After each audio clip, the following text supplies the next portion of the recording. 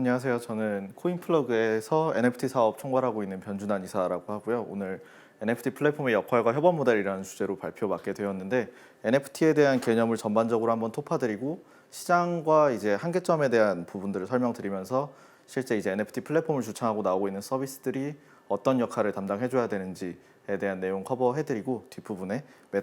저희 메타파이 플랫폼에 대한 소개 간단하게 드리겠습니다. NFT라는 거는 최근 기사나 뭐 미디어 같은 데서 많이 접하셨겠지만 non fungible token이라는 말의 줄임말이고요. 이걸 직역하면 대체 불가능한 토큰이라는 말이 되는데 저희가 흔히 알다시피 암호화폐나 뭐 비트코인 이런 것들처럼 1비트코인과 1비트코인은 대변하는 특성도 똑같고 가치가 똑같기 때문에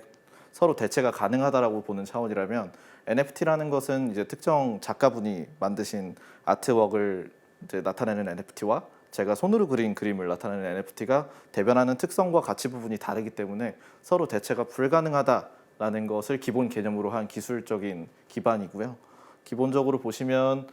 NFT라는 게 하나가 발행이 되면 그 NFT의 토큰 아이디라는 게 부여가 되게 되는데 동일한 토큰 아이디를 부여받는 건 딱 한 개만 발행이 가능한 특성이 있기 때문에 기본적으로 희소성이랑 고유성이 있다라고 설명을 드리고 있고요. NFT는 잘 아시다시피 블록체인상에서 발행이 되는 것이고 그렇기 때문에 발행인에 대한 정보 그리고 이 NFT가 나타내는 그 특정 자산에 대한 정보가 위변조가 불가능하기 때문에 기본적으로 안전성을 가진다라고 설명을 드리고 있어요. 그리고 추가적인 특성 하나는 저희가 지금 알고 있는 미술품 거래하거나 다른 자산들을 거래하는 방식들보다도 NFT로 발행한 무언가를 거래하는 게 훨씬 유동적이기 때문에 유동성을 가장 큰 특징으로 한다라는 4개 특성을 가진 기술이라는 설명을 많이 드리고 있습니다.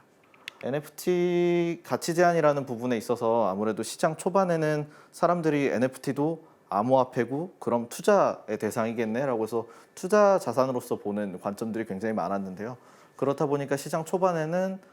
이제 아트웍을 기준으로 이제 예술품이 아무래도 기본적인 투자 자산의 좀 핵심이 되는 부분들이고 기존에 있는 IP를 뭔가 디지털화하기 가장 간편한 거라고 생각이 돼서 아트웍 부분에 NFT화 시도가 많았는데 마켓플레이스에서 막 거래가 되고 근데 NFT의 사실 어플리케이션은 마켓플레이스밖에 없다 보니까 이걸 구매한 다음에 이걸로 무엇을 할 수 있는지에 대한 궁금증이 생기는 잠깐 멈춰가는 시간이 발생을 했어요. 2021년도 1분기까지만 해도 아트 시장이 거의 절반 정도를 차지하다가 2분기, 3분기 들어서면서 아트 시장은 좀 많이 축소가 됐고 한 8, 90% 되는 시장이 저희가 구매하고 소유하고 있는 것만으로도 의미가 있을 수 있는 컬렉터블 시장이 좀 점유하는 형태로 시장의 변동이 굉장히 많은 상황이고 지금은 컬렉터블이 주류를 이루고 있다고 볼 수 있는데 저희가 실질적으로 볼 수 있는 NFT의 가치 제한은 투자라는 부분의 포커스보다는 소유하고 연결하고 경험에 있다라고 많이 시장에서는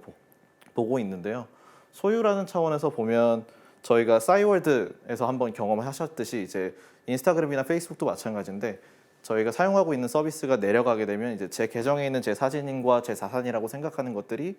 저의 소유가 아닌 게 확실해지고 이제 사용할 수가 없게 돼버리는 상황이 발생을 하는데 NFT로서 발행이 된 것들은 이제 NFT를 서비스한다라는 어떤 플랫폼들이 내려가도 NFT 자체가 블록체인상에서 발행이 되어 있고 실질적으로 그 주인이 이제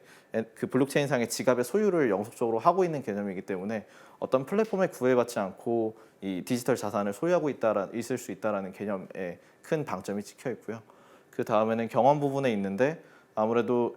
지금까지는 디지털로서 뭔가를 소유하는 데 있어서 이게 원본이고 이건 이 사람 소유가 맞다라고 명확하게 찍어줄 수 있는 인증서나 보증서에 해당하는 기술이 없었다 보니까 NFT로서 그런 것들이 새롭게 가능해졌고 이제 이런 것들을 기반으로 다양한 서비스가 나올 수 있다라고 보고 있는 측면이 있어서 해당 기술이 가능해짐으로써 디지털 온라인 세상에서 사람들이 새롭게 경험할 수 있는 것들이 점점 많아질 거다라는 측면이 있습니다. 그 부분, 이 두 가지 부분의 결합 때문에 사실상 지금 메타버스 트렌드에서 NFT를 빼어놓을 수가 없는 이유가 메타버스는 기본적으로 인프라나 사람들이 활동할 수 있는 세상을 갖추는 데에 방점이 찍혀 있는데 추후에는 그 세상을 채워나갈 수 있는 컨텐츠가 필요하기 때문에 그리고 디지털로서 이제 이게 어떤 개개인의 소유가 되고 이 경제 활동의 이코노미가 그 메타버스 상에서 돌아가고 하는 것들이 분명하게 작용할 수 있으려면 이 핵심 기술인 NFT가 빠질 수 없다라고 보고 있기 때문에 메타버스의 가장 핵심 요소가 될 수 있는 부분을 NFT라고 보고 있고 그 두 가지 트렌드가 영속적으로 계속 같이 갈 수밖에 없다라고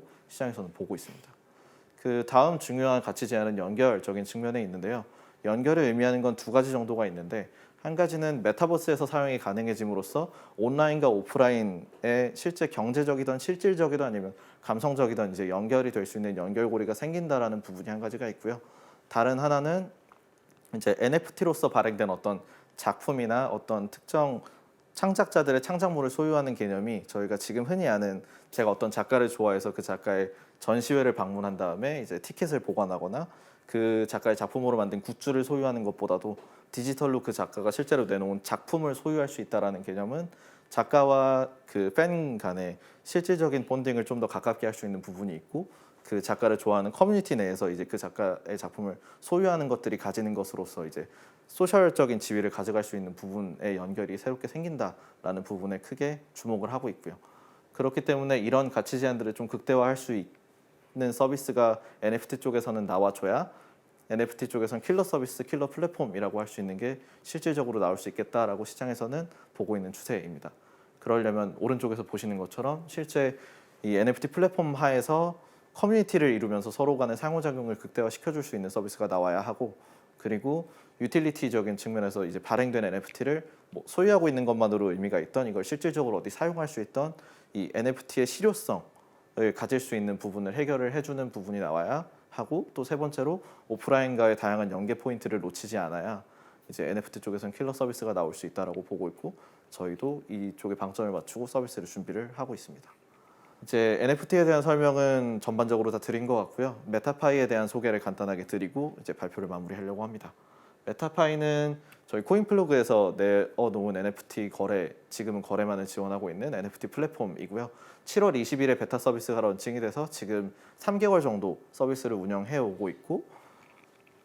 지금 베타 단계에서 진행하는 기능은 마켓플레이스적인 기능 정도밖에 없고요. 지금 저희는 그래도 초반에 온보딩 되는 작가님들이 온건하게 본인들의 작품이 진행하시는 주차만큼은 주목을 받을 수 있도록 주차별 옥션을 진행을 하고 있고, 주차별 옥션을 진행을 할 때 컨셉을 정하고 그 컨셉하에 저희가 이제 모셔온 작가님들이 작품을 발행해서 판매를 할 때 그 작가님에 대한 스토리라던가 이 작가님이 판매하는 작품이 어떤 작품인지에 대한 설명 부분들을 충분한 인터뷰를 통해서 자료를 수집을 하고 이걸 마케팅 컨텐츠화해서 저희 SNS 채널에 뿌려줌으로써 이제 작가님에 대한 프로모션이나 마케팅도 같이 진행하고, 앞서 말씀드린 플랫폼의 역할인 이제 구매하시나 보시는 분들이 NFT가 가지는 의미를 정확하게 알고 접하실 수 있게끔 하는 활동들을 지속을 하고 있고요. 지금 아무래도 베타 기간이다 보니까 저희가 정식 출시 버전으로 생각하는 일정은 12월 7일 정도 일정에 나올 플랫폼을 구상을 하고 있고, 저희는 꼭 디지털 아트나 컬렉터블만으로 한정 지을 생각은 없고요. 이제 디지털화돼서 오리지널리티를 가질 수 있는 그 어떤 것이든 NFT화가 될 수 있다라고 보기 때문에 다양한 분야에 있어서의 시도를 좀 하려고 노력을 하고 있는 편이고, 그런 시도들을 함에 있어서 이제 다양한 이제 업체 파트너들, 저희 시내21이라거나 매경, 그리고 한경, 한국경제, 그리고 저희 조선엔틱 이런 다양한 파트너들이랑 다양하게 시도들을 좀 해볼 수 있도록 노력을 하고 있고요. 여기 나와 있지는 않지만 저희 리틀송뮤직이라는 파트너와 음원 NFT도 발행해서 판매를 월간으로 진행하고 있는 부분이 있습니다. 그리고 왼쪽에서 보시듯이 여러 이제 인스타그램이나 유튜브 쪽에서 활동을 하고 계신 개인 작가님들을 많이 공수해서 온보딩을 하는 작업들을 하고 있고, 지금까지 약 30분 정도의 작가님들이 메타파이에 참여해서 작품을 올려주시고 판매를 진행해주고 계십니다. 이제 12월 7일 이후 쭉 디벨롭을 해나갈 메타파이의 진짜 모습은 어떤 것이냐라고 물어보시면 NFT를 기반으로 한 저희는 소셜 플랫폼까지 나아가는 것을 생각을 하고 있고요. 저희가 생각하는 NFT가 가장 의미를 갖는 건 누군가의 창작물이 NFT화돼서 이제 많은 사람들과 공유되고 서로 영향을 줄 수 있으면 가장 NFT로서의 역할을 많이 할 수 있겠다라고 초점을 맞춰서 NFT 창작물 기반의 NFT 소셜 플랫폼을 만들려고 노력을 하고 있고요. 12월 7일에 오픈될 버전에 있어서는 그런 의미에 있어서 오픈 마켓을 테스트해 보기 위한 이제 누구나 NFT를 발행해서 등록할 수 있는 기능을 가져갈 거고, 그럼에도 이제 작가님들이 온보딩하는 작품들이나 확실히 가치가 있다라고 보여지는 좀 반응이 많이 올라오는 작품들은 저희가 우선적으로 보여드릴 수 있도록 큐레이션을 하는 부분에 많이 신경을 써서 지금 플랫폼을 준비를 하고 있습니다. 그와 동시에 저희의 지금 시장이 초입이기 때문에 가장 많이 초점을 맞춰줘야 된다고 생각하는 이제 누구나 NFT를 한 번쯤은 편하게 경험을 해보아야 한다라는 부분에 있어서 컬렉터블 형태의 NFT를 준비해서 일단 에어드랍 형식으로 많이 가져가서 이제 모두 다 하나쯤은 NFT를 소유해보고 이것이 이제 어떤 재미나 의미를 가질 수 있는지에 대한 것들을 체감해보고 거래도 한번 해보시고 이제 그로써 좀 어느 정도 익숙해지시면 본인의 창작물을 자유롭게 NFT로서 발행해보시고 이런 플랫폼의 참여자로서 자연스럽게 녹아들 수 있도록 사용자 경험을 좀 설계하고 있는 부분들이 있고요. 그 이후에는 저희 메타파이 내에서 갤러리가 됐던 이제 자기 방의 형태가 됐던 자기만의 공간에 이제 자기가 발행을 했건 구매를 했건 이제 선물을 받았건 보유하고 있는 NFT를 가지고 자신만의 공간을 꾸며볼 수 있는 기능들을 더해갈 예정이고요. 그보다 더 나아가서는 이제 각 NFT에 대한 의견을 자유롭게 나누고 서로 영감을 주고 이제 필요하다면 이제 서로 창작자들끼리 협업을 해서 새로운 형태의 NFT를 또 내보고 할 수 있는 재미있는 상호작용들이 많이 일어날 수 있는 플랫폼을 준비를 하고 있습니다. 네, 발표는 여기까지고요. 지금까지 긴 시간 들어주셔서 감사합니다.